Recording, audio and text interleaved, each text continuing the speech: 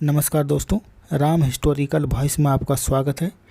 Please channel को subscribe कर दीजिए और लाइक कर दीजिए। राम कुमार की आवाज़ में एक मोटिवेशनल कहानी।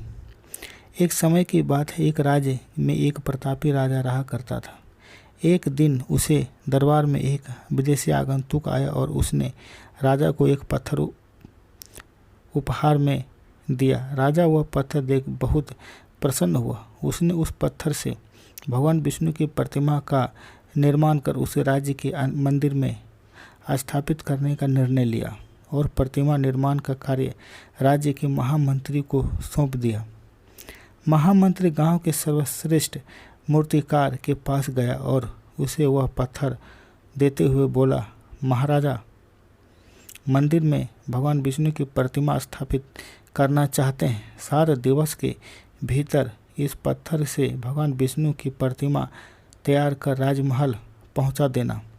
इसके लिए तुम्हें 50 स्वर्ण मुद्राएं दी जाएंगी। 50 स्वर्ण मुद्राओं की बात सुनकर मूर्तिकार खुश हो गया और महामंत्री के जाने के उपरांत प्रतिमा का निर्माण कार्य प्रारंभ करने के उद्देश्य से अपने औजार निकाल लिए।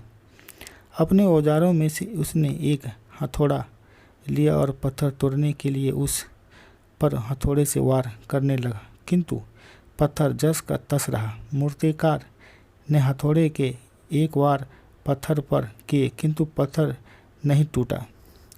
50 बार प्रयास करने के उपरांत मूर्तिकार ने अंतिम बार प्रयास करने के उद्देश्य से हथौड़ा उठाया, किंतु यह सोचकर हथौड़े पर प्रहार करने के पूर्व ही अब उसने हाथ खींच लिए कि जब 50 वार करने से पत्थर नहीं टूटा तो अब क्या टूटेगा।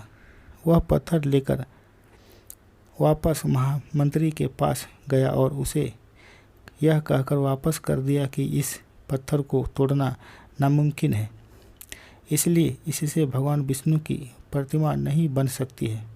महामंत्री को राजा का आदेश हर स्थिति में पूर्ण करना था, इसलिए उसने भगवान विष्णु की प्रतिमा निर्मित करने का कार्य गांव के एक साधारण से मूर्तिकार को सौंप दिया। पत्थर लेकर मूर्तिकार ने महामंत्री के सामने ही उस पत्थर पर तोड़ने का प्रहार किया और वह पत्थर एक बार में ही टूट गया।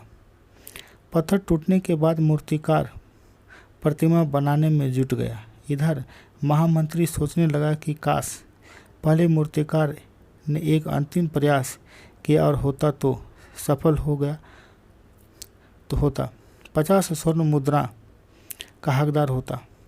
कहानी से सीख।